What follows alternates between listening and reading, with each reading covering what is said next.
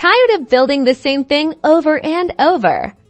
Let's unlock the power of copy and paste in Minecraft Java. First, we'll use command blocks. Ensure you have cheats enabled in your world settings, allowing you to use commands.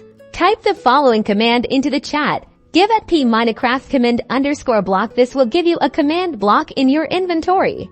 Place the command block near the structure you want to copy.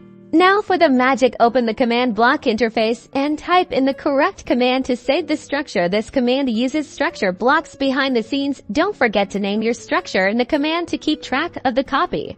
Next, place another command block where you want to paste the structure. Make sure you have enough space for it. In this new command block, type the corresponding command. This command tells the block to load the saved structure, pasting it into the game.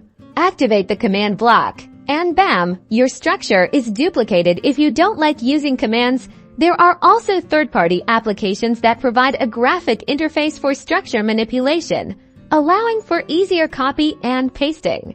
With command blocks or third-party tools, copying and pasting is easy, happy building.